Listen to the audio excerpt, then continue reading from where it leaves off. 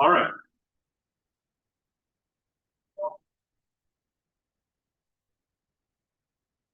Get started, I guess. Ready. I call to order, closing out board meeting or work session. First order of business. Is the Pledge of Allegiance. We could skip. Or just skip through all these and just go to discussion. Sure. 2.1 OSBA roles and responsibilities. And just a note, I have to leave at like 7:25. If you're still going at that time, you guys can carry on and I'll just step out, but FYI to everybody, so. But yeah, all right, you can order. Guys, follow me. Just looking forward. I'm here for our equity work, so. Let's turn it over. Okay, all right. Hi, everybody. Nice to see you again. I was noting like that I don't turn over on your board, so we have all met before. Thank you for having me back. Hope you all are well. So tonight, we're gonna do board governance essentials, but a little bit differently. I know that there was some, sort of some targeted questions that you wanted maybe to discuss or some specific things that you wanted to work through. So I brought a little bit of stuff that I normally bring to boards, but really what I also did was try to address the specific things that you had talked about wanting to work through. So I brought some scenarios and some questions that we can talk about that, try to get to the actual specific things that you wanted to address. And of course, as with anything that I bring, all of this is your time, not mine. And so if you want to stop and talk about something specific or head off in a different direction, let's do that. The other thing that I thought maybe we could do at the end, if it feels right to do, is work on maybe a communication protocol. I don't think that you have one, but that's, and I think, Kimberly, I sent that in advance, they sent that document. Yes, they all have a copy of it. So, if we've got time and that's something we wanna do, we can work on, I always send a list of questions that I recommend. Starting with, there are other things you can add, you can take away, but having that as a document of expectations, of how you all communicate, the kinds of things that you address, what things come up, that's just a good document to have. Anytime you can set expectations that are common among the group, it's, that's always a good thing within a group. So, really quick, I just like to do this. I know that, we've all met before, but I don't remember your time on the board. So if we could just go around and do this, your name, your time on the board, where'd you go to high school? Remind me why you're on the board. And then what is the thing that you bring to the board or to the district, those of you that aren't on the board, we all get to participate in this one. So let's start with Stephen. Stephen Hammond. I've been on the board 6 years now, this will be my 7th. I went to high school here, graduated in '96. I just wanted to be involved to serve. I didn't really have any kind of specific plan, just saw it as a way to contribute, be involved. I don't know, superpower, I don't know. What do you bring to the board? What's the skill?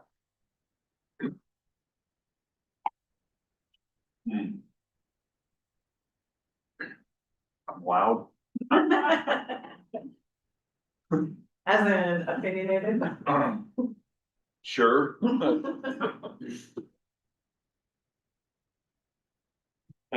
John Oldham, and I guess this is my 19th year on the board. Just probably a few years too long. I went to high school at Sheldon High School. And originally I came to the board. My son was in kindergarten at Pleasant Hill, and Pleasant Hill was having some budget struggles and staffing struggles.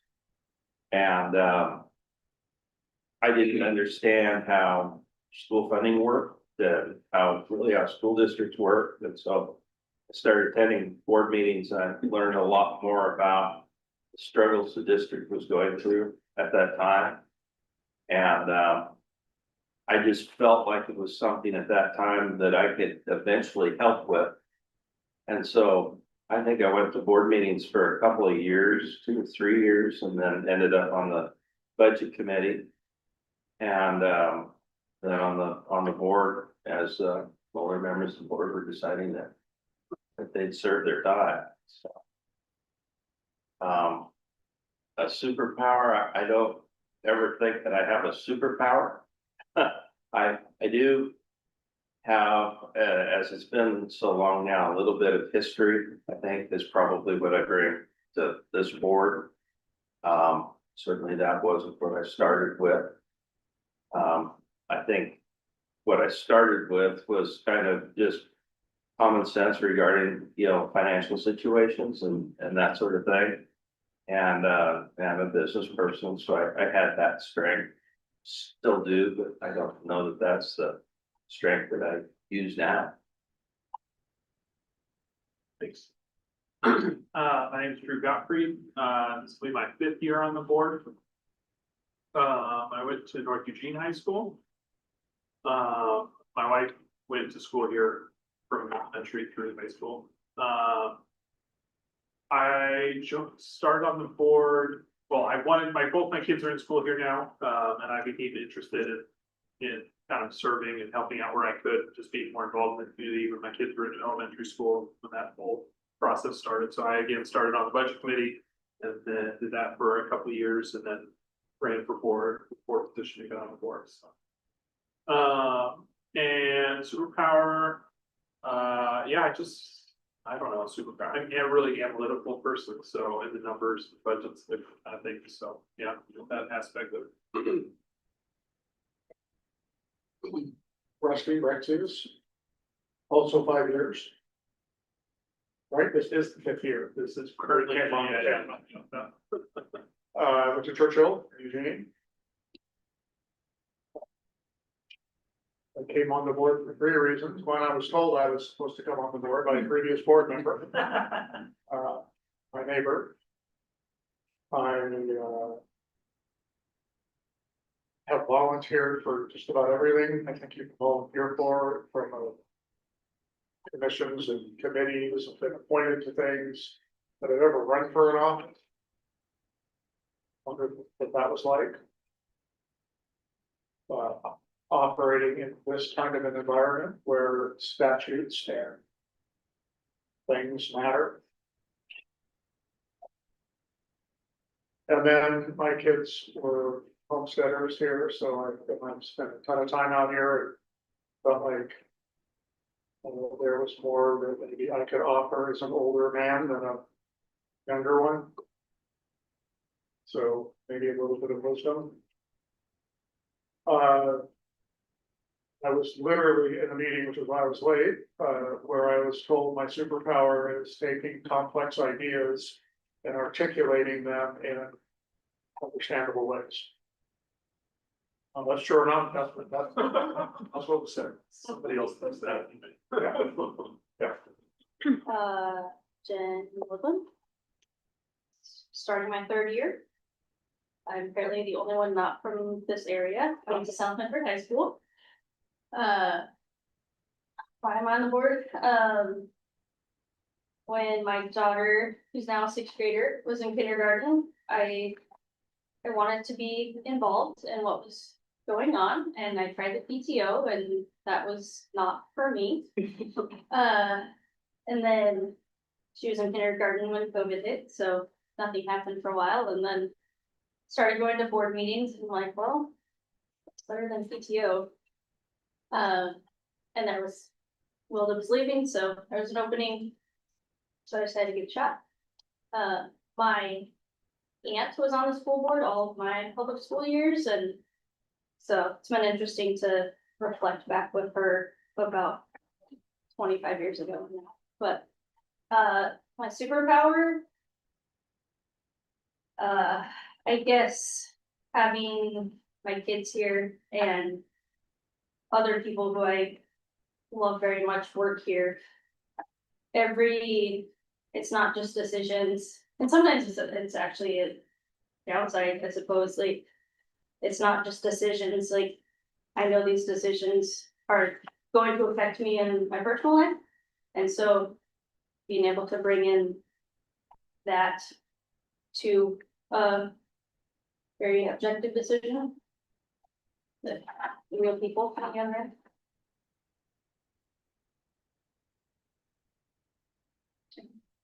I'm on the board. I'm in my fourth year, actually. In school in Oak Ridge, just up the road. the- I spent 24 years working in Springfield School Districts. I think I've told this story before, but there was 2 jobs I swore I would never do. That was high school principal and superintendent. And then my last boss in Springfield, the superintendent, kept approaching me about the idea of becoming a superintendent. Eventually one day I said yes to it. He said, but it would have to be a school district by Pleasant Hill. And then 6 months later, he said, did you hear? Scott just resigned. Wasn't it? So good. I hope I bring organization and leaving the place better than I found it. Bringing people together, bringing the governance piece as far as the board, the superintendent working together. Conversations and making sure that everyone's on the same page and moving forward, knowing that we're having different questions and different contexts. So attempting to kind of bring that together for the group as a general, but then also trying to make what we do at the school level visible for the board, to increase like some discussions and reading for them so they know exactly, at least get their hands and minds around what this they're doing about such making it visible. Kimberly. This is my 4th year as board secretary as well, started just before Jim did, so we're learning together. I went to Staten High School, and I hope organization is my superpower I bring to you guys all, No, it's baking. and baking. Yeah. Well, I'm Kristen. I'm also, I probably told you this before, I'm also on my local school board, I'm on the Tigers Walton School Board. I went to high school in Salem, Oregon. And I am on my board because, well, I live in the district, I have a daughter in the district. I spent a couple of years on the budget committee as well. I also volunteered to pass our local option levy. Spent some time on the citizens budget committee, which is sort of before the budget committee. And then also after spending 7 years going around the state, trying to teach board members how to do their jobs, I felt like it was probably time to talk. I think to my board, what I bring is knowledge of governance and the board role. Hope that's what I bring. Since they all look at me when they have a question, I'm pretty sure that's the piece that I bring to my board. Thank you for those introductions. Let me ask, just as a level setting, how long do I have you all tonight? What is your expectation of time? You don't have an expectation? Okay. Okay. Have to be at work tomorrow morning about 6. Okay, all right. So stand by 4 AM. You're good. Okay. All right. I'll answer that. I think if you were to gauge it to be done no later than 7:30. Okay. Yeah. Couple hours. Okay, got it. I'm gonna skip this because I think we'll get through this. So tonight we will go through some roles and responsibilities. I'm gonna talk a little bit about high performing boards, low performing boards. We're gonna talk about what informed oversight looks like. We will talk about public discussion, private questions, practice through some scenarios. If we get to those communication protocols, great. If not by 7:30, if we have got some good discussion going, you'll have that document that you can go through that as well on your own. I'll always show you some tools for collaboration and then we can chat. Just to get us going, just to introduce, there is research that shows that when all board members share this belief that all students can and will learn, that alone makes a measurable impact on student outcomes. And I may have said this to you before, but when we think about the opposite, when, board members, not everyone believes that, that changes the way we make decisions, right? It changes the way we wanna allocate resources, changes the way we think about what programs we offer, it changes the way we think about our students. When we don't believe that all kids can get there, and that does not mean standardized testing, right? It does not mean achieving some specific goal, it just means that all kids can. And, but when every board member shares that belief, that has an actual measurable impact on students. And we know that boards impact students, right? Again, the research showed this. So we all come to this work with our individual values, our beliefs, our motivations, the why that I just asked you about. Together, that creates board work, right? That's where we learn our roles and responsibilities, do our decision making, we get the focus, establish focus of not only the board, but that role that we all play within the district. And then that creates board culture. How do we get along? How do we do our work together? What kind of trust do we operate with each other? The collaboration, even and not just with each other, but with the superintendent, the most important partner that the board has, and then holding ourselves accountable. This feeds directly into organizational, which is district-wide, all of the expectations that are held throughout the system and the alignment of leadership. Organizational culture then directly impacts what happens in the classroom. You will establish what the resources are by the budget. Of course, the priorities are set at the strategic level. But the budget establishes what is going to be the support for staff, for teachers. You set that through PD allocations and through expectations. Of course, classroom instruction is the thing that impacts students most, right? Their outcomes, their achievement, their success. So there is that causal chain between the board and students. What do high performing boards do? So this matrix aligns some of the most well-known studies, and they are a little bit dated, but they are still really relevant. Not much has changed, and they are still well cited in research today. And so what I did here is take what the main findings in those studies were and align them to, okay, as you summarize those, what do these things have in common? And so when you look at what the research says, all of these studies are saying the same thing.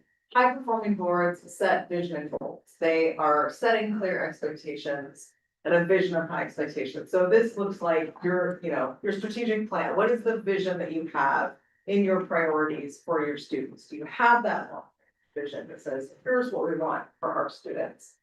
And then creating the climate for the conditions for that success. So we can't say, hey, we want these ambitious things, and then say, and we're not going to provide any way to do it, right? Now, we know that we don't have unlimited resources, wish that we did, but we have fewer and fewer all the time. To the extent possible, though, how can we provide the resources to achieve the things that we expect? So aligning the resources to meet the goals is important. And creating a sense of urgency. That doesn't mean panic, but that does mean, like, how do we message to the rest of the district that, like, these are the things that the board is going to establish as important. And so this is how, we are setting goals and priorities so that the rest of the district can plug into those. Data and monitoring, this is gonna be a big thing in the age of our accountability bill.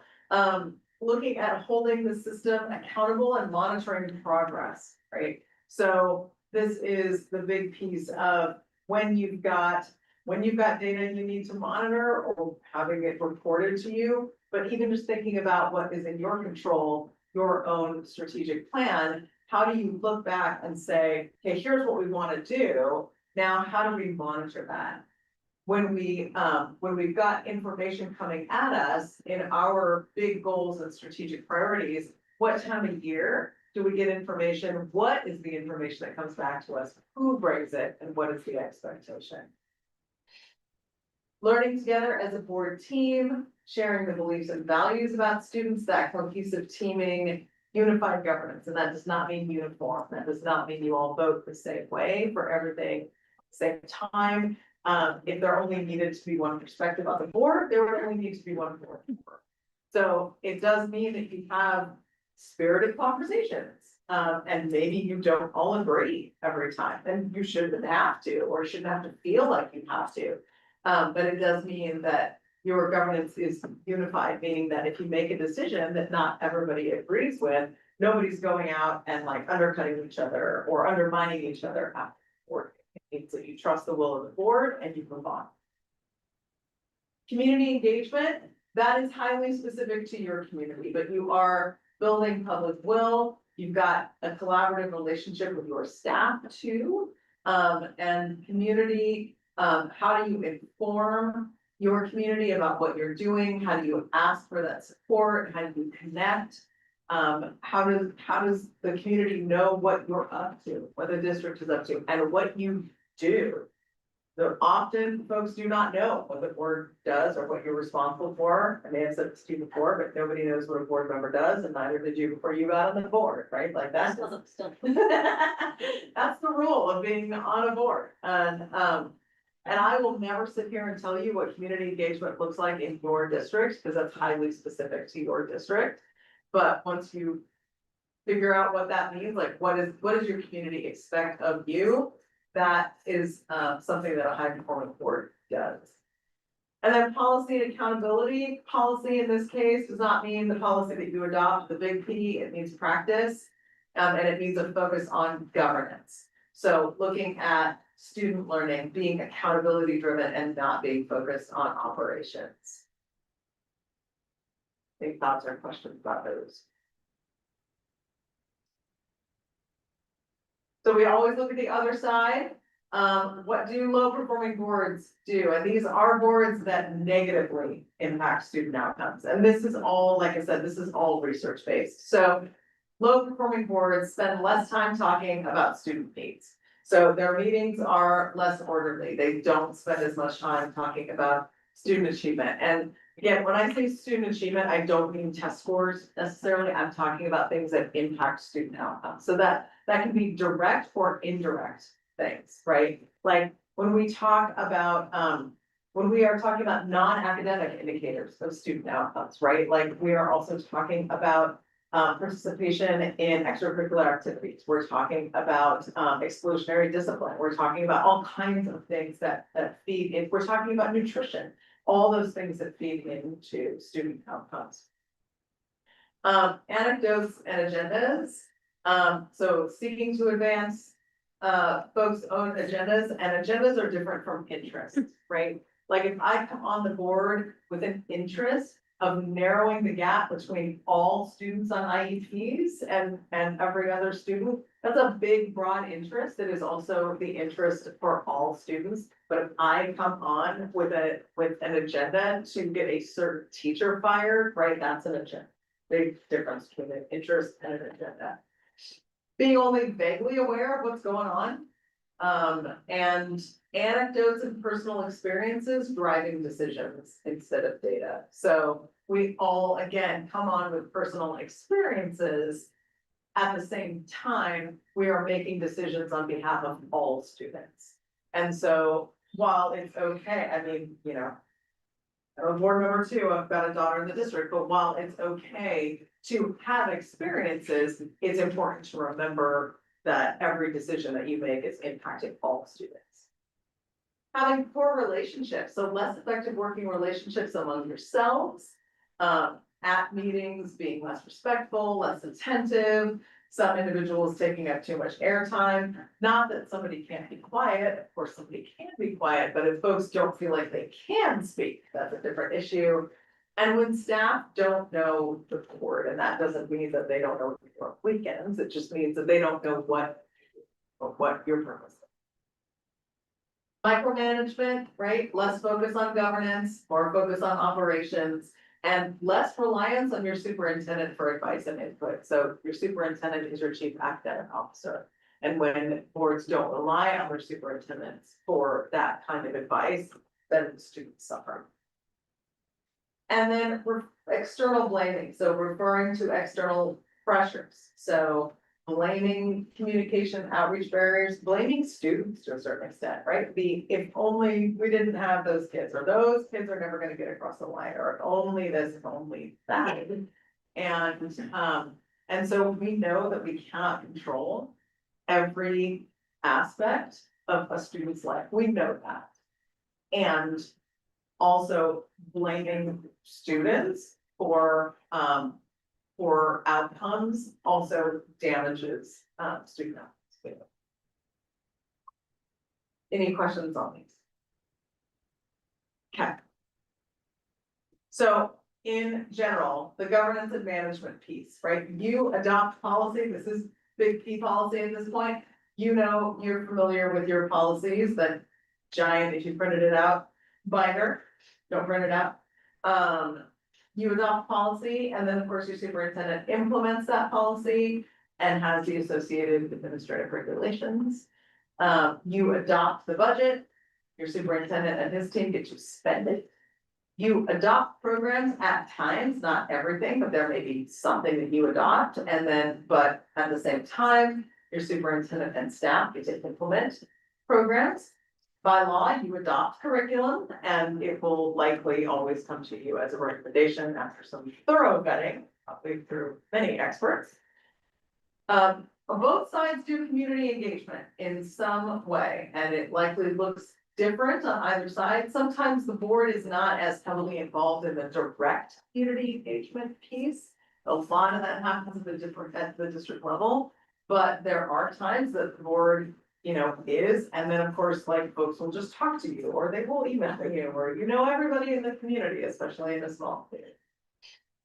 And then while you are providing a lot of data and information, you are responsible for that informed oversight and monitoring. So you're monitoring the district's initiatives, and you're doing informed oversight, which is balanced governance. So we don't want you disengaged, right? We don't want you rubber stamping. So we talk a lot about the micromanaging piece.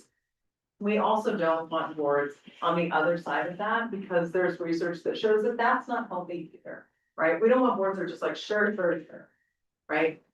Because you are meant to sit and be informed and talk, because you make big decisions, so you should have enough information to make those big decisions.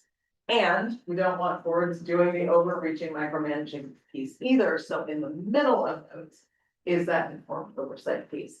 You have the right to ask for information to make those big decisions, and then trusting your superintendent and team to do that. So then it's how do we get there? Let's start with, when the board engages in discussion. So looking at when and how does, like, when the board engages in public discussion, when other things should be talked with the superintendent about. So when we think about what is for a board meeting, when does the board engage in public discussion? I like to think of some guiding questions with that you can ask yourself. So is the question helping us achieve the ends or focusing on the means, right? So if you are about the ends, which you are, right? You're about the what, not about how. So if you're thinking about, like, is this for the board meeting? Is what you're gonna talk about, or what you wanna ask about how to get to the end? Or is it about the how, or is it, so I just said how twice. Is the question about getting to the end, or is it about how we're gonna get there? Right? Is it about where the plane lands or how the plane flies? Question, Yeah, that's before you started.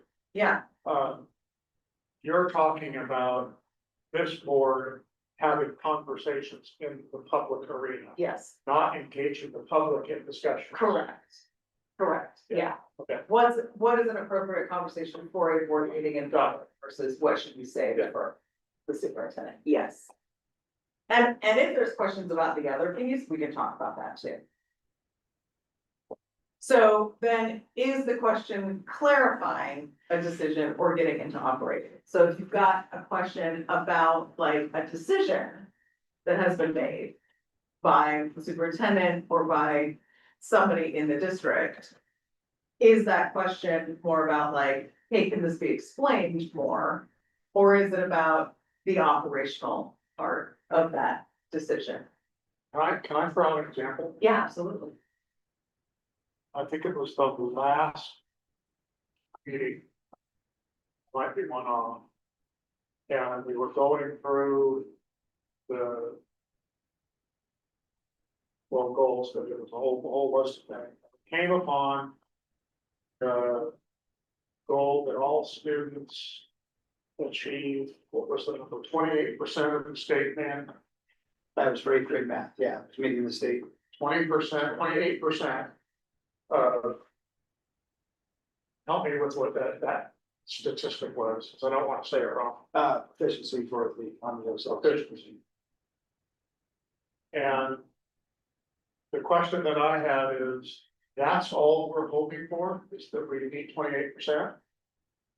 And I wondered, didn't say anything, and I wondered at that time, is that a question that we should ask in a public board meeting? Are we all happy with just saying, Stephen asked. well, I know, come on, but we didn't talk about it. At all. Right. And it made me wonder, okay, well, where and when is it appropriate for this board, or is it appropriate for this board to say, that's not good enough? And I know that probably every school board is having that conversation in the entire nation, not just here, not Texas State.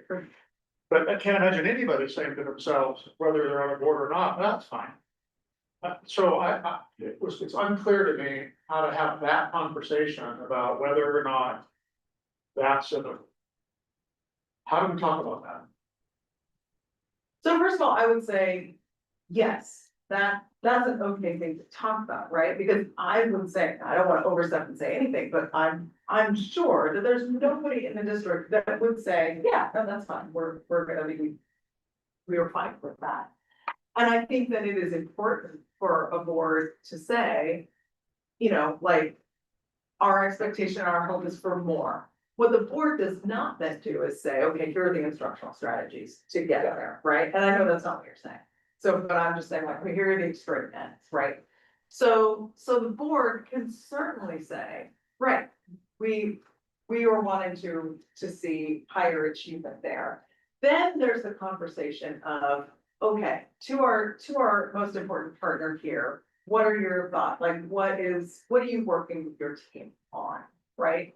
And then that's the conversation of how does the superintendent, without the surprise of like, and again, I'm not saying anybody's doing this, I'm just sort of guiding doing the thought process, like, without the surprise of, hey, tell us now, like what you're doing, you know, like, how do we have the next conversation of how does the superintendent come back and articulate the thinking, what the plan is, like what they're working on, so that over the course of whatever, like, they can help the staff, that Jim and his team can articulate what the rolling out plan is for that improvement. What does that look like? PD, curriculum, like whatever it looks like. And present that to you as a board, and you can ask those clarifying questions and get into that and have that public discussion too. So. You all are welcome to jump right in here whenever, but so would it be appropriate, and I'm not saying this, I'm just hypothetically. Yeah. For the board to say, what if we said, no, 50% is what we want? And not how to get there, Yeah, but without, I mean, is that or 41%, I mean, whatever. Is that's the sort of level of detail that I was wondering about. yeah, When we all sit there and say, that's not good enough, well, we're all gonna say we're gonna try to do better, who's not gonna say that? right. Jim and everybody else, yeah, absolutely, we're gonna try to do better than that, we wish we could, we're gonna do everything we can, and here's all the steps we're gonna do to do better. Well, that's fine, but what's better? Yeah. What's actually better, and then how do we achieve that?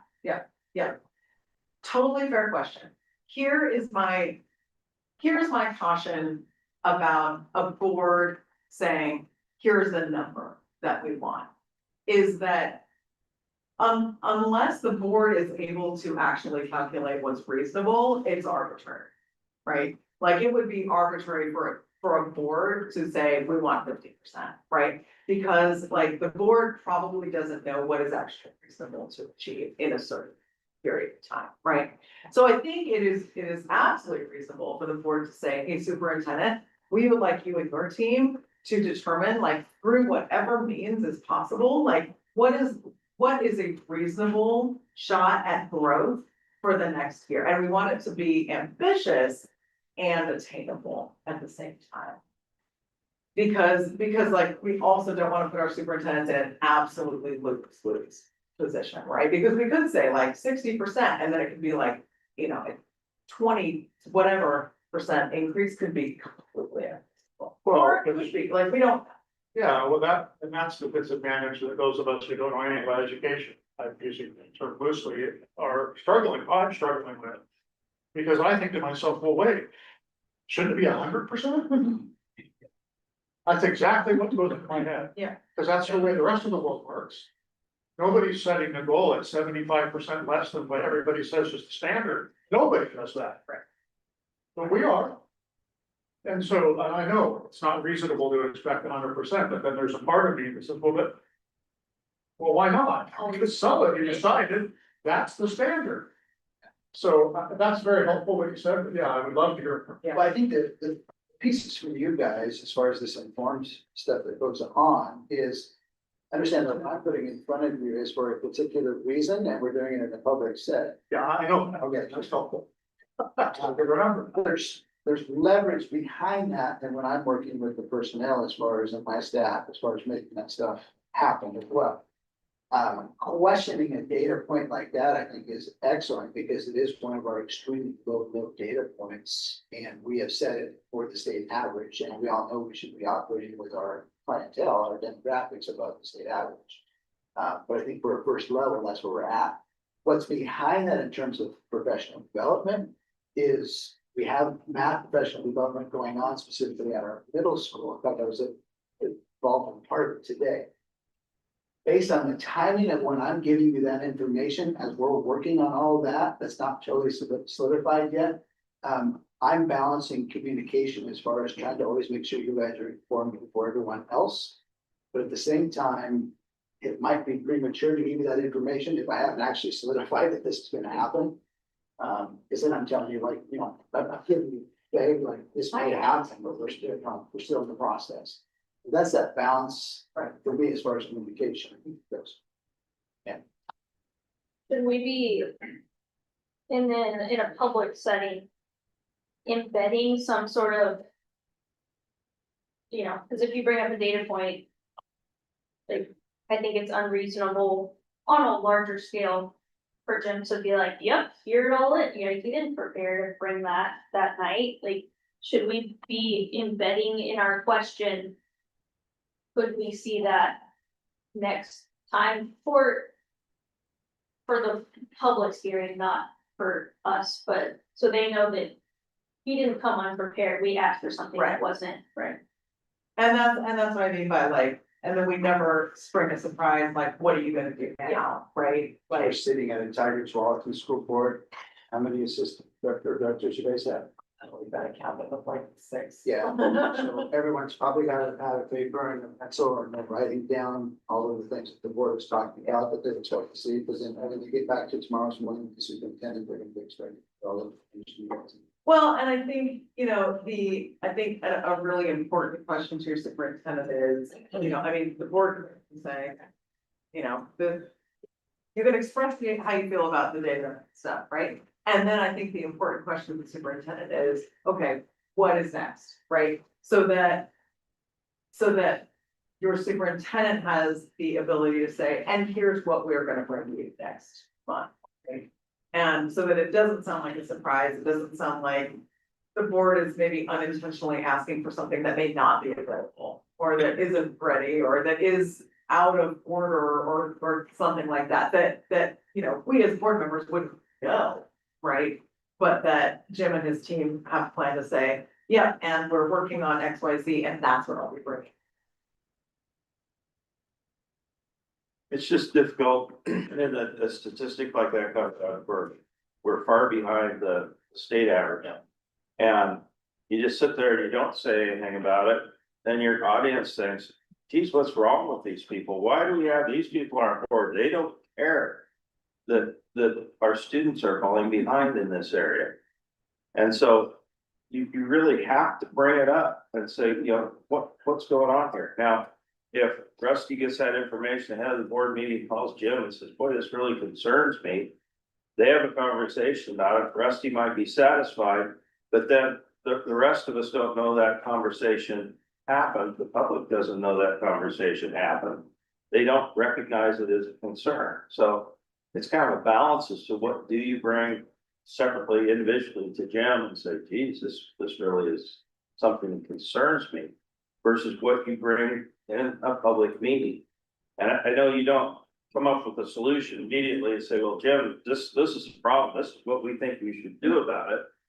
But when he does get back to the board at some point in time, and if he says, you know, it concerns me too, but it's something that we need to work on.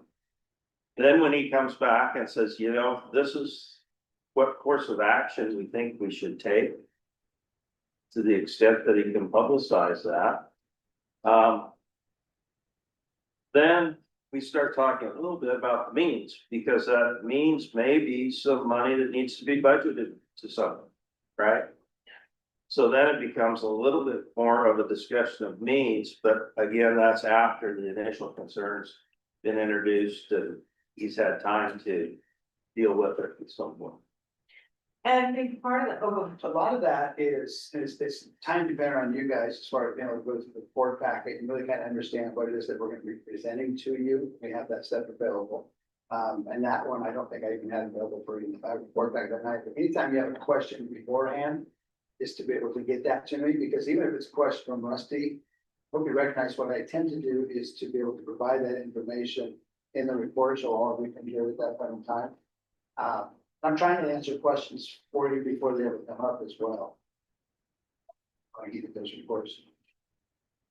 That's kind of what I was gonna maybe piggyback off of, is that I think, and Jim, please interrupt me if I don't want to speak for you or whatever, but like, if any of you think, as you read your board packet, have a question about something in there, the best thing to do is to let Jim know in advance. And then, like, if it's something that can be answered at the meeting, right, then ask it at the meeting so that he's not surprised, right? And then you do get, the public does get to hear you ask that question. And then you are engaged in discussion, and then he's got either the right person there to answer it, or he can answer it and knows that you're gonna ask that question and comes with the question. This is all good.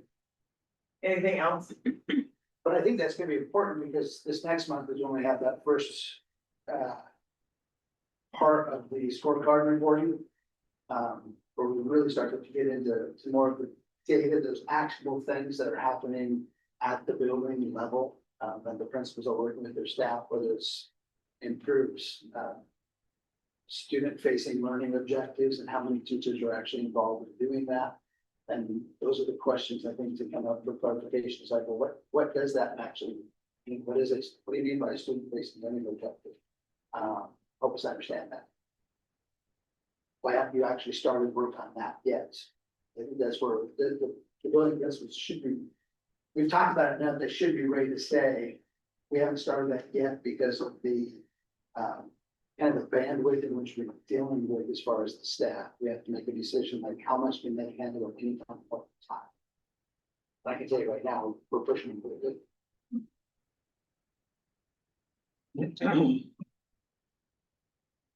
The other sort of guiding question I would ask is this something that should come through the superintendent rather than during a meeting? And so we've been talking about that. Right now. So the next one that I would introduce is public meeting questions versus superintendent questions. So just to go over that a little bit more. So questions about public meeting questions about the rationale behind a decision, right? Like you're hearing a decision and asking in a public meeting, you know, can you articulate the rationale behind that decision? Supporting, anything that supports transparency for the board in a big way, right? That overall transparency for the board. Something that helps the community understand how the board is maintaining its governance role, right? So if you are asking questions that keep you at that 30,000 foot level and helping the community understand that, that's probably something that's good to talk about at the board meeting. Anything that's related to policy, budget, programs, overall district functioning, student achievement at that big broad level, broad initiatives, that's board discussion, right? That's always board discussion. And then those clarifying questions. You shouldn't walk out of a board meeting with lack of understanding about what you've been asked to talk about, right? Because again, you need information to make big decisions. So clarifying questions, those are fair, because you have to understand what you're making decisions about. Questions for the superintendent then? So background information that may be sensitive in nature, the board doesn't always get to know everything too, right? So like, there may be questions that you end up asking that you may not get the answer to.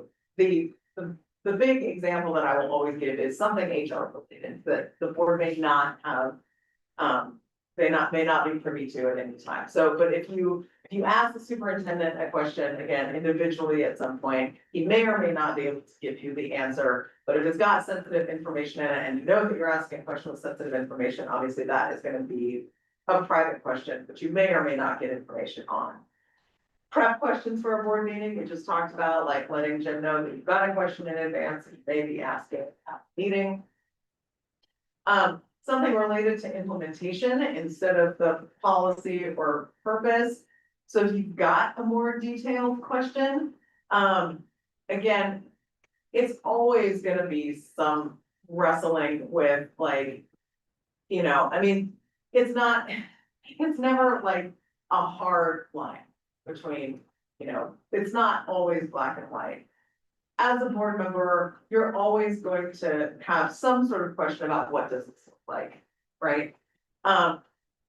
If you've read your board packet and you've got a more detailed question about that like, instead of the whole board getting into, you know, the slippery slope of not only what does this look like in the classroom, but like maybe teachers could try XYZ, which I've seen 1,000 times, right? Like maybe a more detailed question that can help you make a decision or guide you to understanding could be something for your superintendent. And then specifics that you would like Jim to know so that you can ask good governance questions at the meeting. So there might be something that you would just like him to know that you are thinking so that you can ask better questions.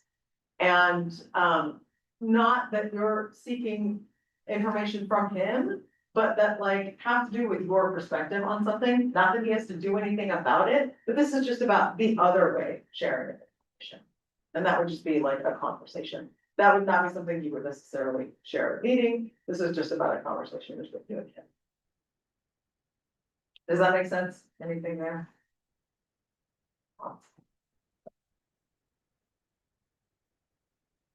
So guiding questions, again, you know, always fair to ask.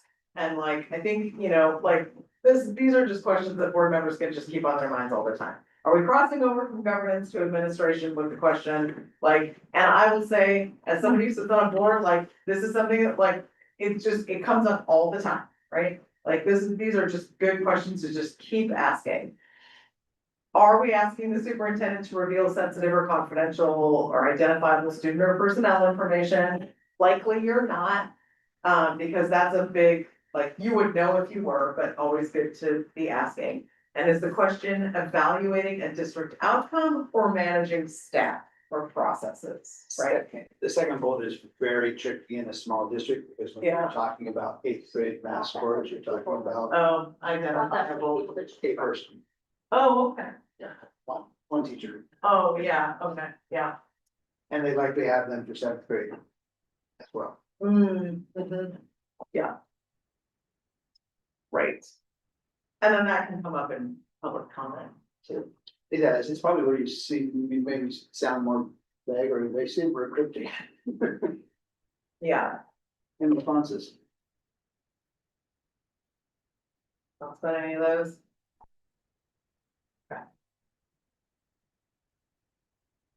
So guiding those ends versus means, right, ends, vision, mission, goals, policy. Superintendent evaluation is an end.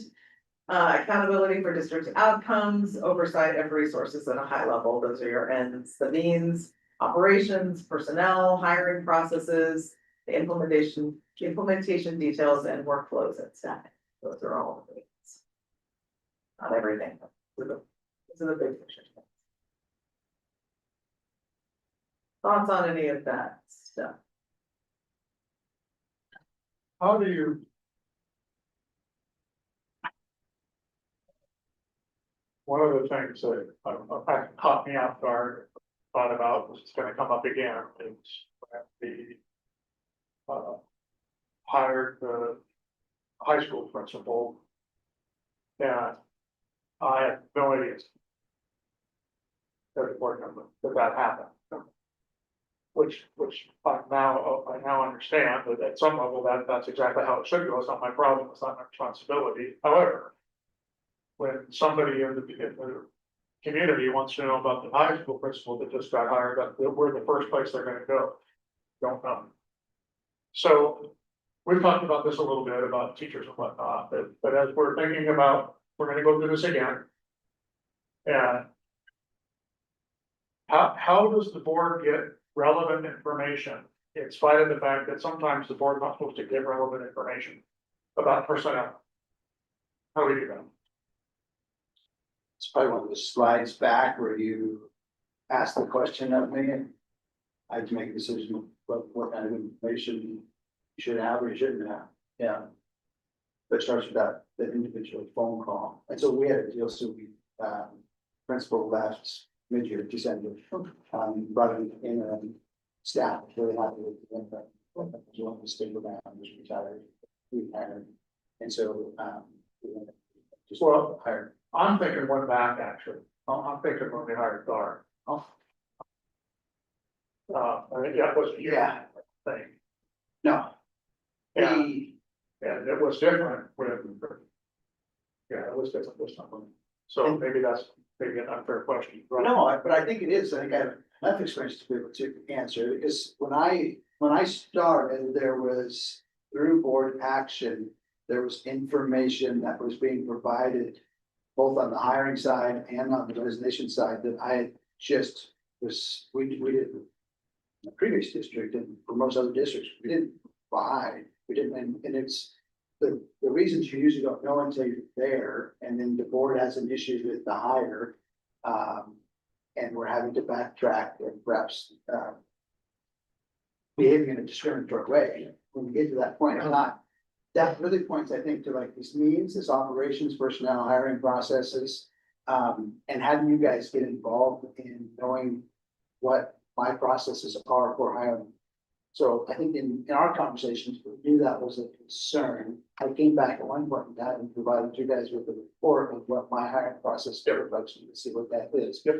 The ends of that is, do you have those same questions moving forward? And if you do, then I need that information so I can expand and have other people I think involved, so that you're not getting those questions. And that's not always to mean that if you're not getting questions, they're not problems that are happening out there. Yeah, I think in general, I guess I can't speak for everybody, but my hunch is the board's a little butthurt when they don't have a say over the principal is. And I get it, they're not supposed to. That's true. But it does, but that was one of my surprises. Yeah, Really? and I would say that's partly, there's two things that I think you guys have to remember. It's one of those in the evaluation process of the superintendent, somehow to remember when you get to that point, this is something that we want to see improvement on. Yeah. Or through the hiring process of a superintendent, how do you dig out for that kind of information? That's like if you're using OSBA, we want somebody strong and being able to hire.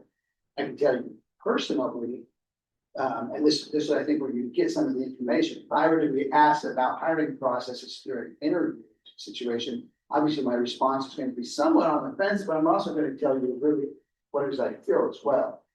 if I'm hiring a principal, I'm ultimately gonna be the person that's to supervise that person as well. I want choices to be able to come to me that then I can make a final decision on who I'm recommending to. That's that, please, so I'm never in a situation where I go to a staff and say, tell me who this you guys want, and then just kind of hand them off to it.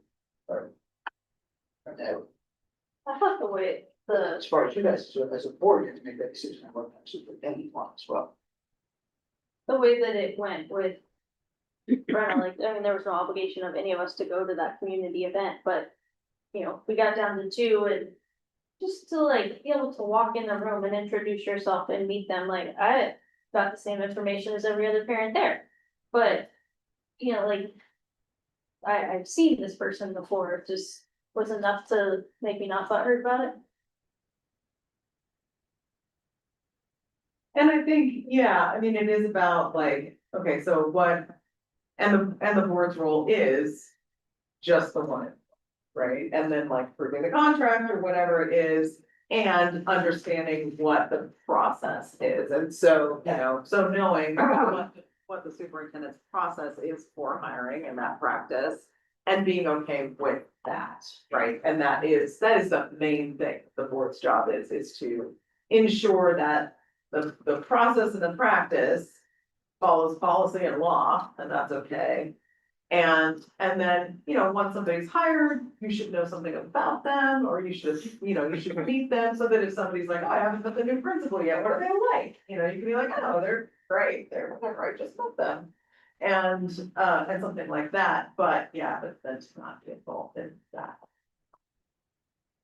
And I know that, you know, in smaller communities, that is a lot harder, but. Well, it's interesting that you bring that up, Rusty, because I was part of the hiring panel for Garth. So I was on the other end of the spectrum, and I mean, looking back on it, it's probably like, not probably, it's not how it's supposed to go. Like, I actually had input. I was there for interviews, like, and in the end, it didn't matter. Were you a board member at the time? Yep, Oh, okay. yeah. Yep. There was myself and another board member were part of that process.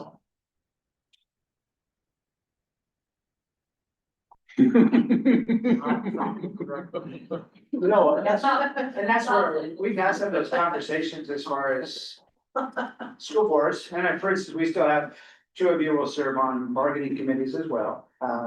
I'm really kind of that buffer between those things as well. But that's not a really good example, because I got to do that, and that was extraordinarily helpful, not because I had any input at all. I got to see and hear and get informed, that was really helpful personally for me. And I don't know that that's second, probably not the same process you're gonna go hire, but in that case, that was super beneficial. And frustrating, but super beneficial. Lot of work. Well, it's just. My commentary on all of that, but just to watch that process, it's like, yeah, that's not how my role ever worked.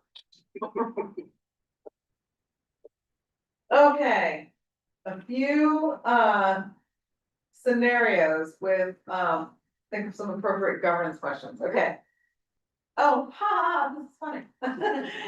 A new staff member, I forgot and quoted. New staff members hired, a board member asked, tell us more about why this candidate was chosen. What are appropriate governance questions? Alright, well, I don't anticipate like you would ask exactly what I put down, so here are a couple. Are hiring decisions aligned with our hiring or equity policy? How does our hiring process support the board's strategic goals, right? So it's about like the process and decisions being aligned with policy. Those are a couple of good questions. All right, there's a complaint about a specific employee. A board member asked, what is being done about the teacher at XYZ school? What are appropriate governance questions? How does the district handle concerns raised about staff. That's an okay question to ask. How do we know our complaint processes are effective, right? We can't ask what is being done as a teacher, but we can ask about how we handle concerns. Or how do we know the complaint process was effective? Okay. How about this one? A board member visits a school and notices a classroom with peeling paint and outdated furniture. At the meeting, they say, why hasn't this room been fixed yet, and who is responsible for the delay? What are appropriate governance questions? Something like, what is our maintenance cycle or process for identifying facilities needs? How do we prioritize building improvements across the district? Now, this one may be a little bit different in private. Now, you're not gonna ask about food, right? But if you were in a room and you noticed something really wrong with a classroom, what could you do? You can call Jim, right? I mean, like, if something's really wrong with the classroom, I mean, probably not gonna happen, he's gonna know, but like, you can call Jim and you can tell him, hey, look, there's, doors falling off, or, something like that, like, he's gonna wanna know. You don't bring it up in a meeting, of course, but like, it is okay to ask, like, about the processes. Or is our current facilities budget adequate to meet our needs? Like, that is part of a budget conversation. Let's see. Okay, a board member gets several emails about transportation delays. In the board meeting, maybe they say, I'm getting complaints that bus X is always late. What's going on with that route? Maybe not. What are appropriate governance questions? Can you summarize how we monitor transportation reliability across the district? How should we as a board evaluate transportation performance? Is our current transportation budget adequate to meet needs, right? So again, these are systems questions, performance, budget, monitoring, all of that. That all makes sense. The next thing that we can talk about is what are the differences, what are the different sources of authority for action? We have policy, we have, we've got state statute, we've got ARs, we've got your CBA, we've got practice. So I wanted to go through the differences between some of these things, and then also some examples of where these things may interplay, and like how to break these things apart. Okay. These are not things that you're not familiar with, of course. So state statute and rule, of course, legal requirements, those supersede everything else, including your policies, right? To pass with the legislature, or executive orders, or adopted by the state board. No matter what, those supersede everything. Then there's your board policies, adopted by you. They're always aligned with state statute and rule where applicable. Not everything and every policy is aligned with state statute because it's not always part of that. They are necessarily broad at times. They provide the what, but not the how, right? So there is often an administrative regulation that goes along with board policy. Not always, probably less than half of your policies have ARs. But these are either developed by the superintendent or provided to you by OSBA but can be modified by your administrative team. They are not adopted by the board. They are meant to implement policy or other processes or comply with laws and rules. They provide day-to-day operational clarity. They can, again, not approved by the board. They should be provided for informational purposes. If they're a companion to policy. So for instance, your complaint policy has an AR associated with it, which is often the form.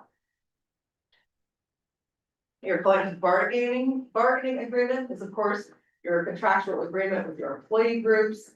It always describes the working conditions, the rights, the processes, always aligned with your statutes, rules, and policies. And then there's just informal practice. This is how we've always done it. Habits and routines that may or may not align with policy, with statute, with your CBA, or any other contracts. And these are things that should be reviewed and updated when they are outdated or when they're no longer effective. So some examples of these, I wanted to run through just a couple of like, how do all of these things apply and overlap with some of these different sources of authority? So let's look at public comment at meetings, because that's always a fun one. Okay, so statute requires public comment at budget committee times, right? Doesn't require public comment at your regular board meetings. It's not in this state, not yet. Some other states.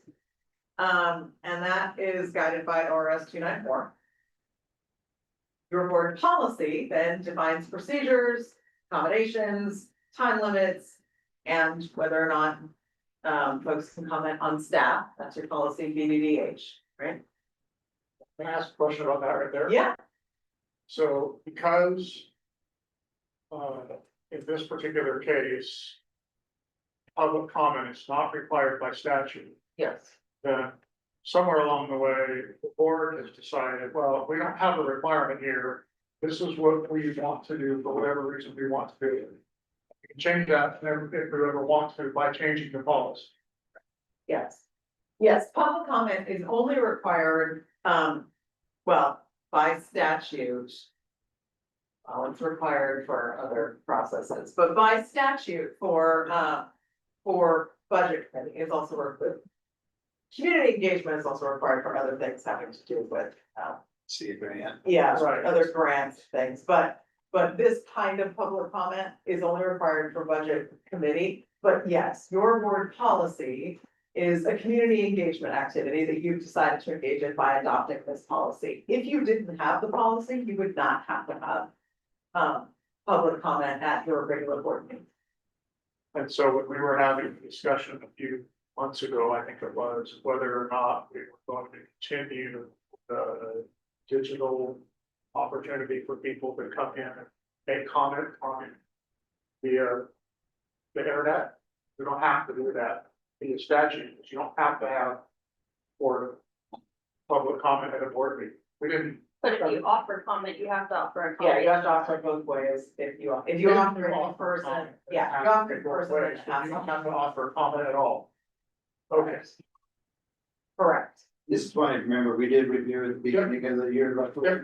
did some review on it. Yeah. Yep. So then you've got an AR that goes with it, which is your form, the detailed process that goes with it, that is BDDH AR. So these are all the different ways that all of these things collide. How your CBA might interact with this, and this is where I've not seen your CBA, so this is the extent of my knowledge that I can look up are the first three bullets. Your CBA may interact with this. Your grievance process could potentially be triggered if personnel complaints were raised in public.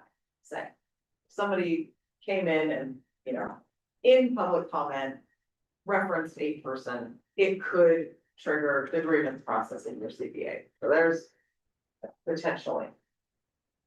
And then how does informal practice then? These are not your words, I'm saying these are examples, like, oh, we let people speak as long as they want, really? Or we can go ahead and answer quick questions from you guys. Whatever, like, that may be counter to your policy, but we just have always done it. So, sort of those different kinds of authority that like could all come together at, in one situation. So I probably, sorry. No, I don't have all the questions. I know you all have questions. I have found myself in a few occasions, can't think of one specifically, where I'm thinking to myself, well, that policy, well. you're not the only one. Right. You say done or done? Done. It should be done. And so my operating assumption is, I think I've done this once, where I called Jim and I said, I think that's a dumb policy, or I think that policy should be changed. Seems to me the first answer back to me is whether or not that policy is required by statute or not. And Jim says, yeah, that's required by statute, the conversation over, Yeah. is from my perspective. Mhm. Nope, it's not required by statute. Tell me why, Jim's. lacking here. Jim says, well, tell me why you think the policy's dumb. And I tell him why that, and Jim says, I'm not so sure I think that. Now, So if it's not, so a couple of levels beneath that, if the policy itself is not required by statute. It may be highly recommended. right, there are a lot of those. Right, so in that case, the policy is not required by statute, but the law says you still have to do the thing. So you might as well have the policy on it, because you still have to do the thing, the law says you still have to do the thing. So that would be the next level of analysis that I would do. That's helpful. And if you still have to do the thing, even if you don't have to have policy, you might as well have policy. Okay, let's say you don't do the thing either, it's just a So policy. if you don't have to do the thing, then that policy would be called recommended. And there may still be, citations to law in there, so I would look at the bottom, see if there's legal citations in there. And the recommended policies are either like, they're good practice. Or there may be there are often legal citations in there that are things that you have to follow anyway, that even if you don't have to do the whole thing, you're bound to do some of that. And then I would, I mean, so then it's a conversation for the whole board with your superintendent as your, your main advisor on that. And you can have that conversation in public, but, why does your superintendent think it's a good idea? Like, he's probably got experience. He's got a good opinion, I bet. There's a category of optional as well.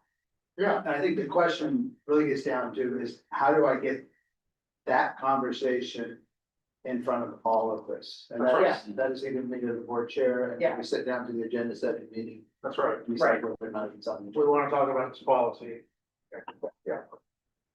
And I think, and then if you want, like, why does OSBA even have this policy, then we can provide a justification for that as well. Like, why do we even offer it? Our policy director can like offer a justification for it too. If you wanna know from the source, like, where does it come from? About consistency of practice, when we've had an informal practice of not limiting speaker time. And answering a question here or there, clarify something. And then we have something goes on in the district that may become hot topic where. If you end up limiting the amount of time people speak. Because otherwise you go on all night with it. And at the time, then you don't answer any questions, and so you're inconsistent, I Yeah. mean. How do you get around that, or do you just sit there and have your thoughts, well, we're not gonna ever answer a question, or, always may have time. That was one of the things I think that come up in my last evaluation that Rusty talked about, as far as how I personally sometimes can be very kind of dry and straight. That's where I will tend to always probably lead with that for you guys, but then help you manage if you want to be more loose, just knowing that we may have issues. Right, yeah. Serious issues at some point in time. And I think there's gonna be a trade-off, right? I mean, so our general advice is consistency every time, rules before you meet that. So our general advice is don't answer questions during public comment. It's always your opportunity to listen. So that when you hit times that it is blowing up or whatever, or you've got 100 people in the room, and like, it has always been consistent that like, it is your time to listen. You're gathering information and nobody expects you to be answering questions, right? The trade-off for that is obviously when you've got 3 people only. You're not engaging with them as maybe historically they would have expected or something, and it doesn't feel as informal as maybe you would hope that it would be. The maybe mixed method is, like, you do it informally, and if you've got a situation where you've got 100 people. And or however many is a critical mass. And you need to sort of have guidelines or rules for that night, like, you were saying, hey, tonight, we know that we normally run it in this kind of way. Tonight, the meeting really needs to be managed, you know, in a different kind of way. We are here to listen and, you know, everybody's gonna get 3 minutes. We're gonna be, you know, just listening. We're not gonna be answering questions. You know, we really wanna respect everybody's time, you know, and then just doing it in a different way for that night. To save time also, and I mean, like, it sounds kind of harsh, but like, we're only gonna be doing this for 45 minutes. Or if everybody gets 2 minutes or something like that, and we're gonna limit our time so that you're not here till 1 in the morning, because like, nobody's doing their best thinking after 9 p.m. Or like asking people to pick a representative of folks to speak, like, if you've got 20 people here for one reason, and they're all gonna say the same thing, you know, like. Picking a person or 2 people to speak on that group's behalf, and then being like, can everybody raise their hand who's here for that speaker? And then you've got everybody represented who's here for that message, and it can have the same impact.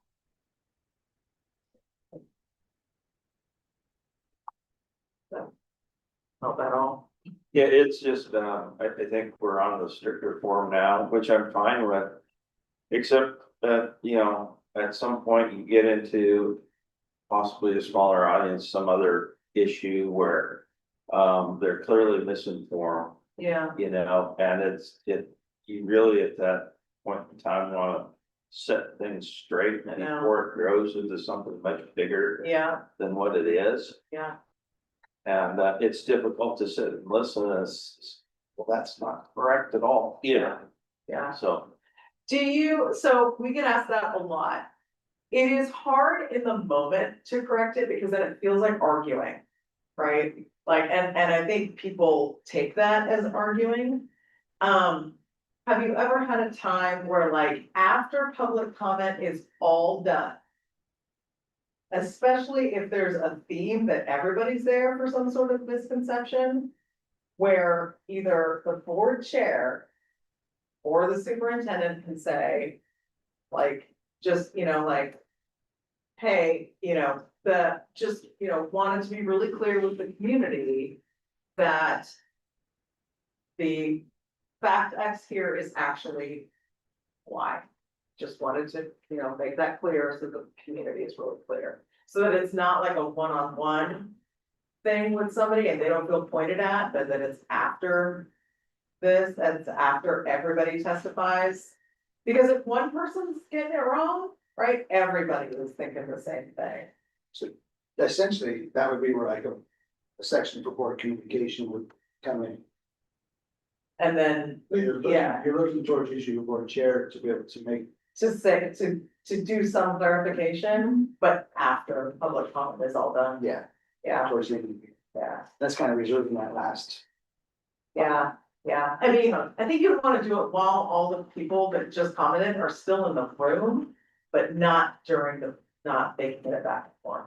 But you have done that a few times, where you have made a comment at the end of the public comment, that X, Y, or Z is what is actually going on here, or something wrong. I mean, I remember at least a couple of times. Yeah, try not to, and some of that time, sometimes is when you're getting into like a public complaint.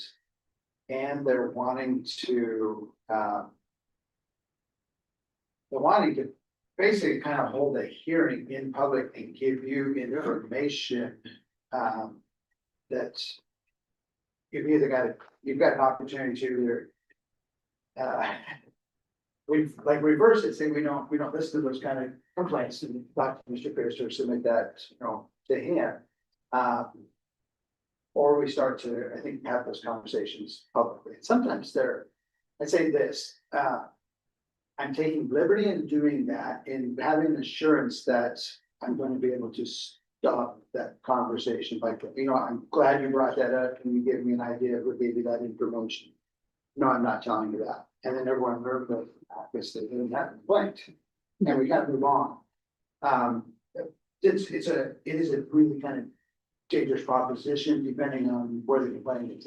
If I know it's gonna lead towards a personnel issue specifically, then by all means, I'm not, Yeah. of course, let me go. But there's been things come up more recently, going back to. Changes made with STAR assessment staffing, where comments are being brought up. That really don't relate back to the timeline and the process that we went through to do those. And I think those would be clearly able to be addressed, like during the communication. Yeah. Well, and the one I'm thinking was way less emotional, it was about the scheduling of the gyms and the fields. Yeah. When a bunch of people said a bunch of stuff, and at the end of all the people who said a bunch of stuff, you said, well, here's how we do this. How this works, yeah. And that conversation was over. And that can work sometimes, just depending on them, especially if it's like some fact. That is really a truly objective fact that could be. You know, that doesn't sound like actually, you know, but also doesn't sound like arguing. I think it's just, you know, case like. Okay. All right, here's another one. So posting board meeting minutes. So the statute says. They are required to be made available to the public within a reasonable time after the meeting. Love word reasonable in statute. Love it. So that's ORS 192-650. Okay.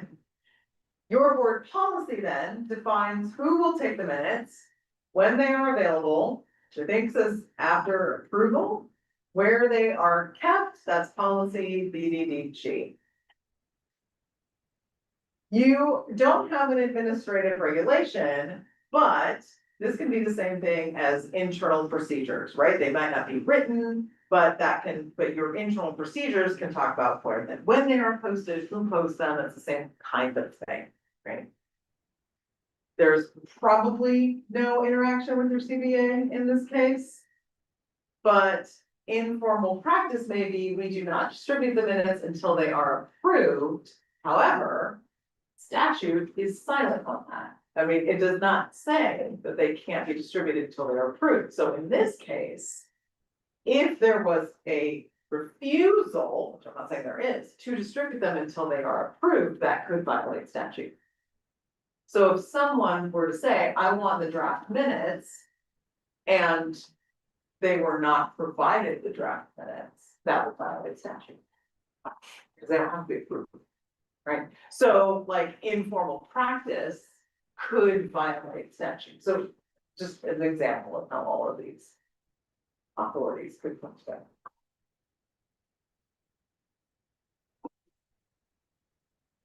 Okay.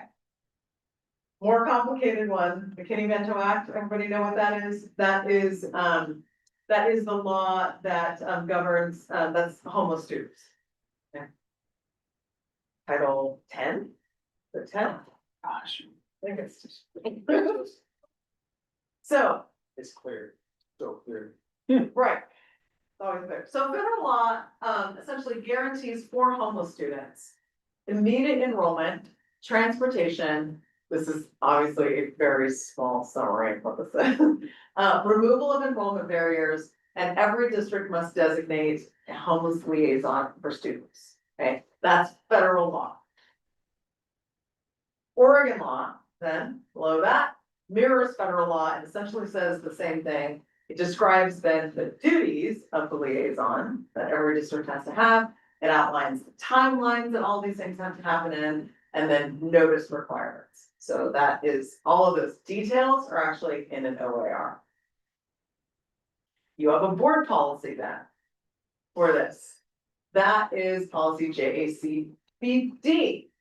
That talks about the rights of access to school for homeless students, the appointment of the liaison, transportation for students, what school of origin means, and directs the superintendent to develop ARs. That R should be capitalized. I think that autocorrected. And directs the superintendent to develop ARs for the policy. So then you also have an administrative regulation. So that has a lot of definitions in it.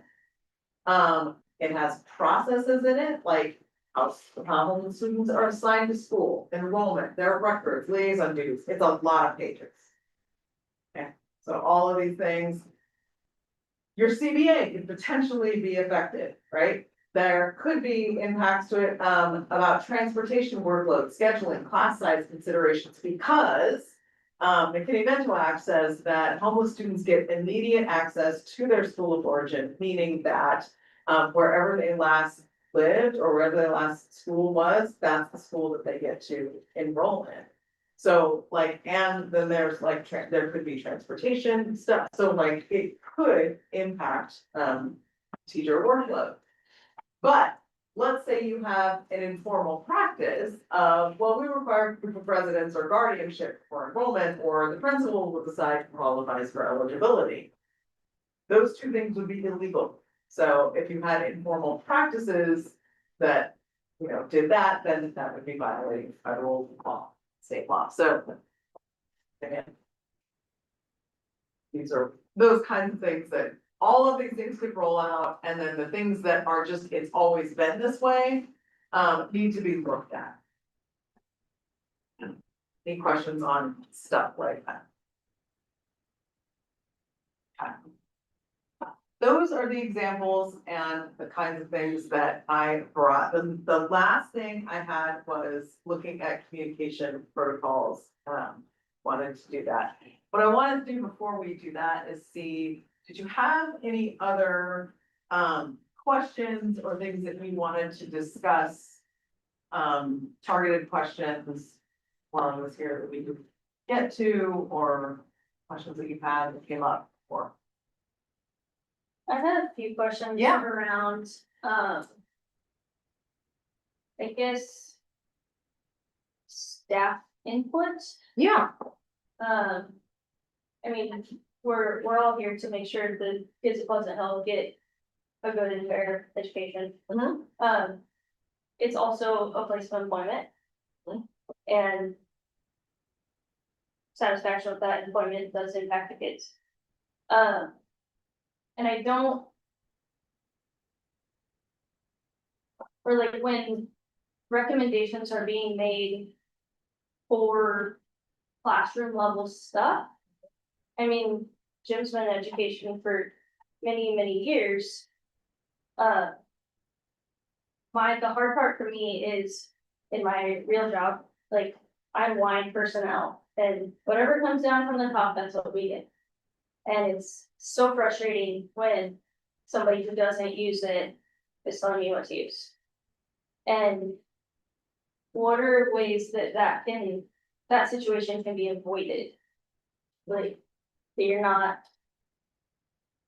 dictating to somebody to use something that doesn't work for them, or how can they come back and say, hey, guys, this doesn't work? Does that need to go through Jim? Like, how can we hear that feedback, I guess? I would first say, Jim, what kind of feedback do you solicit from staff? Like climate surveys, or how do you get feedback from staff about various stuff? We just finished our first climate survey with the staff. I think in particular with staff being, like if you go through, and we're fortunate, we don't go through regular staffings. So like in Tiger to Walton, without a doubt, I guarantee you that there is staffing changes every single year across buildings, and probably staffing changes even into the month of September as buildings are being figuring out where enrollment falls. So we're very fortunate in that sense. And so it's very unusual for us to do a staffing change. So when you do, it often causes a really heightened piece. I inform the building principals whether or not they're going to have a staffing change, and then if they need help working through, or I will at least give them, if I've gone through it before with them, I will give them the pitfalls of the discussions that they may be running into as far as what might lead to suggestions as far as staff and staffing change. So then their step is to work with the staff on that staffing change. That is a precarious situation for a building principal. So in a building where you, for instance, we don't have to do this with the, just we're small, but in generally you'll get, say, Jim, elementaries are being staffed as 27-1. And I know my enrollment's gonna be X, I can now see the writing on the wall, whoops, I'm losing a teacher. And I've got to now engage my staff in that conversation. This is our staffing number, here's how many students we got, and then watch the staff go, oh, we're losing a teacher. I will then engage my staff in a conversation of, I'm gonna first look for volunteers. Is somebody looking for a change, or is this your last year in the building, or maybe you're moving to a different area? Start with that and solicit that information first. And again, this is really kind of potential to individual leadership styles. The next step, if I don't have anyone stepping forward, is I will work with what my numbers are as far as going in the grade levels. Some of that we can say, oh, we've got a bubble coming through where we don't really have enough kids, say 75, to have 3 teachers when we have 60. It's likely going to be in this grade level. We'll have 2 large classrooms of that grade level. And so we start to possibly even approach that grade level for a staff change. Through that is where you see staff start to jockey and petition, ask questions, to be able to keep or maybe get rid of somebody that might not be popular in their building. As a building principal, I would generally shield them from having those conversations. So essentially what I would tell them is, in the end of all of this, if you're going to be upset with somebody or staff, then it's going to be me, not your colleagues, because I work with your colleagues really closely. And so we go through that process, and then I work with, in the case of Springfield, I would work with the director as far as, here's what the policy, or here's what the staff decision I'm looking to make is, walk them through the process, and then kind of get a stamp, a rubber stamp of the so that we diligence have these conversations. And submit that to this about this, and then we go. It's kind of a big picture. Yeah, my was not about staffing, it was like, you know, if the how that you choose is not fitting with the staff, do you solicit that feedback? Do they come, like, what's their complaint process? Maybe that's what I'm trying to say. Yeah, I don't generally solicit that feedback. It can come out, I guess, through like a climate survey, but then even that feedback will go, or that climate survey will go back to the principal. The principal will then work with their team on sharing that data and making, working with the team on making necessary changes to improve it. Yeah, it's working back. If there was something very specific as far as concerns, then yeah, they would act informally, I check in. Yeah, give them the opportunity for face-to-face time to see if they can pick something up, but I generally would not go back to think about it in my. No, I'm talking more about programming. Or like before I was even on the board, I just happened to be in the meeting, there was a math curriculum adoption. And I think there was a high school and a middle school teacher there that presented the thing to the board. We looked at this one, and this one, and we like this one. And which, like, great, like, you're the one who has to use it, so if that's what you want, then and the superintendent says we can afford it and it's viable, then great. We just don't, that's the only setting I've ever seen staff come in and support a program or a curriculum or whatever. Gotcha, and that is, so the curriculum adoption is also covered in policy. I would say prior to me getting here, unless there was a lull, I don't believe the board was ever presented with teachers coming in and saying, this is my reasoning, because ultimately they have to use it. So I like having teachers inform you guys, and if you have questions, they're the experts about the process they went through. The experience, I think I've shared this with somebody, the experience that I've dealt with and put in more of a procedure as far as holding us accountable to the processes, it has been, teachers have been told, hey, you need to come up with language arts. We don't really want to do anything wrong with what they have. You need to choose something because we have to have the board approve it. they say, fine, we'll do this. Carnegie's and there's some windows, so that's what we have, true story. Board approved it, they order 30 and it goes in cellophane and puts on the shelf, never gets used, and they go back and go do it. I mean, that's not, that to me is like, be honest with what it is that you want to do. In doing this, and I can either support that or no, we're gonna go back to the process.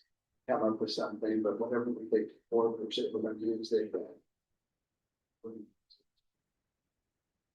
And that's where I rely a lot on building principles as far as those program checks. About programs is running and being initiated and just regular check-ins with them, what problems they're experiencing. But there hasn't been like a district-wide like climate survey that checks in on like, you know, how are teachers feeling? We just. Oh, you just did? Okay, Just finished our first. okay. Yeah, and then we'll do it there in January. Is that something that will come to the board just as information? Yes, giving time for the building principals. So part of that is, it's a company called Upbeat. So it's coming free to us through a grant with Delanius. It comes with a coach as well. So we give the survey, the coach then comes in and works with the principal on their survey data. And then the principal basically then works with the staff on the survey data and it kind of changes. So we'll let that and we'll first. Get our holistic approach for our snapshot, you guys. Were you thinking of more like targeted feedback on like, how would the board get more information on anything more specific than how are we liking working here or? No, like, I guess my question was directed at like curriculums and programming. Right. You know, I don't want to sit in here completely unknowing and, I mean, we get Jim's recommendation and which carries a lot of weight. But we also have, you know, teachers that are very talented and have to use the stuff every day. And maybe they have no experience from which to comment or, and that's fine, but I just wanna make sure we're doing the best by our staff that we can, giving them something that they can work with, not something that I think they can work with. There's I would say, yes, that would be, those are things to bring up. For instance, I think about our STAR rollout. Some of it is information like how did the rollout go? What could we do better? Some of that is, it's difficult or troublesome to get, because it's not like we're gonna turn around and do another STAR rollout, so it's really kind of old information. But it might be, there might be a point in time to be able to have the principal do a quick little survey or check in, and they can even bring back a report from board as well. Those are just sometimes those conversations that say, hey, you should know more about how the rollout is going, what some of the teacher perceptions are. And that would be more like, do we need to invest more with professional development to start having them come in? Yeah, those are questions that should be asked. It's been positive on my feedback. They also have the option to like go to their union and they can like, that's another avenue. I mean, just in terms of like Jen said, a complaint process, like. That's the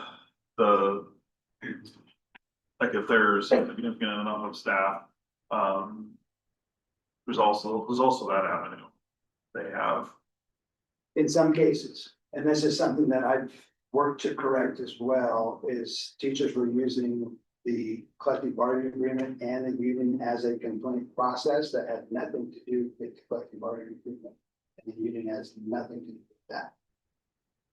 That is between me and the employee. So we've had to correct something of that. The employee's got to be responsible for some of that.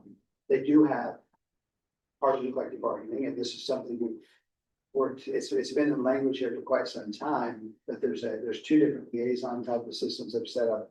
One of them is with the building principal and one of them is with me. So I meet pretty regularly with our meeting president to go do contract maintenance work. And we've had two opportunities now. We're in the middle of our second one with the middle and high school. We're going to have a meeting as a leadership team talking about student achievement. And then we're also meeting as kind of this contractual maintenance type of team to see how it is that they can make work conditions of the building work smoothly. And that's that feedback. So going to. That's in the weeds, but that's some of the stuff I can put in. I would do, I would do that board reports as well.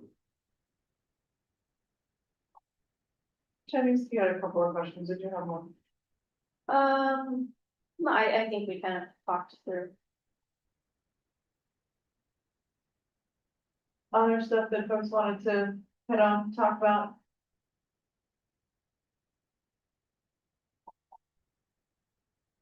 We are a little late to start communication protocol. But, cause I know we wanted to end by 7:30. I'll walk you through a couple of other things and then leave you with some suggestions for the communication protocols. I think, I don't know necessarily, what you have for these things, but, do you have an operating agreement? Okay, so. Did I help you with No, it's can't. It's whoever ran the search. What's his name? that? Oh, Steve? Steve, oh, okay, so Steve, this is wild, okay. Okay, good, so you've got an operating agreement, that's great, and, we always recommend, that thing in the middle is, a self-assessment. We recommend doing one of those every year, doesn't matter what you do, we have one, but you can do anything, we just recommend looking at your own practice and using something consistent every year and then setting at least one or two goals off of that. The one that we use is based on the 12 standards that we teach to, the balanced governance standards. But as long as you're looking at your own behaviors and characteristics, that research shows that impacts student outcomes. And then the last one is having a strong evaluation system.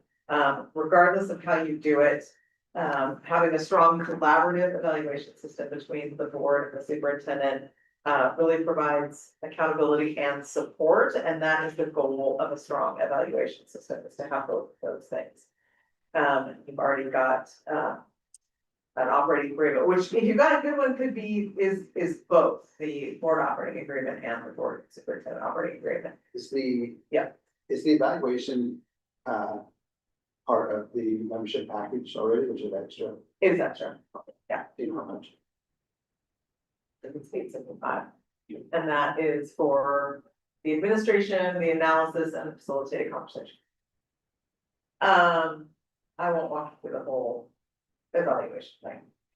You already have superintendent operating agreement. Oh, okay, we already went through this. So just to go over quickly, the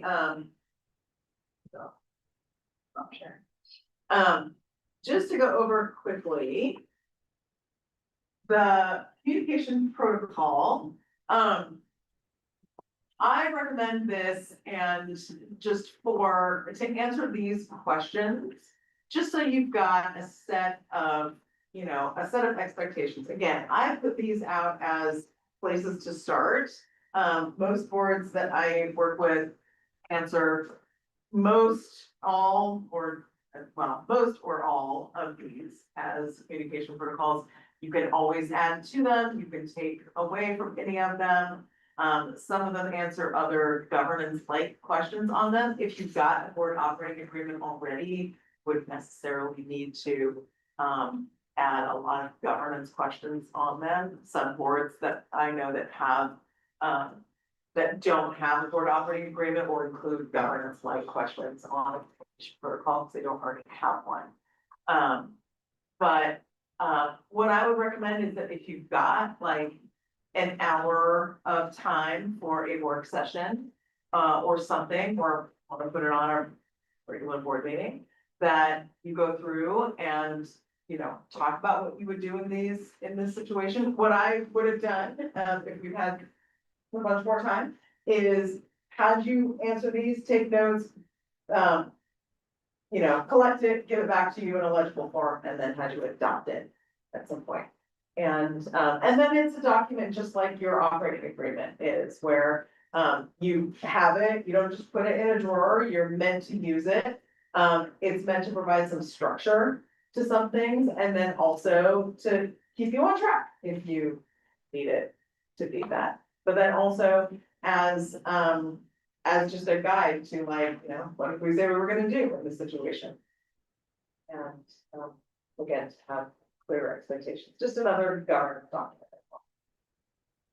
So, you don't have to do it, but it's there if you want to. Anything else I can do for you? What are you all working on right now? What's your big initiative?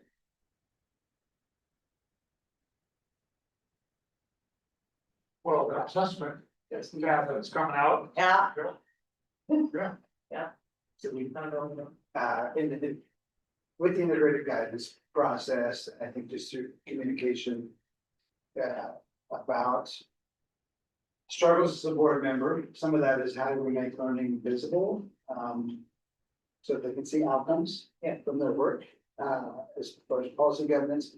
Then the integrated guidance process, we've adopted the 3-year strategic objectives, around 4 different pillars, data-driven decision making, economic Bible curriculum.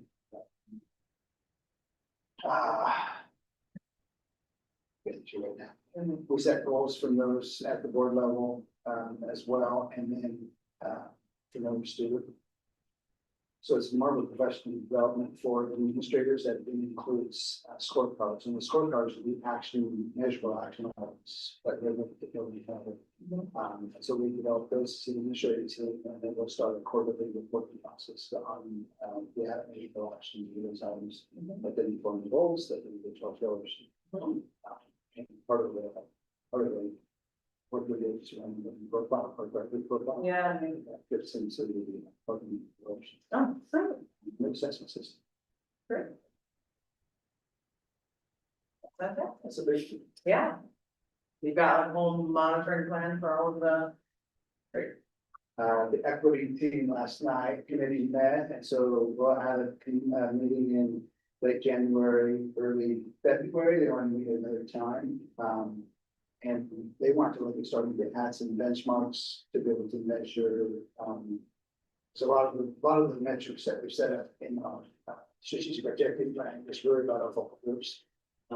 Students on IEPs, or the foster students, students who live in poverty. And setting up benchmark metrics so that when they come back around to this next year, they'll be able to measure changes, equity focus changes.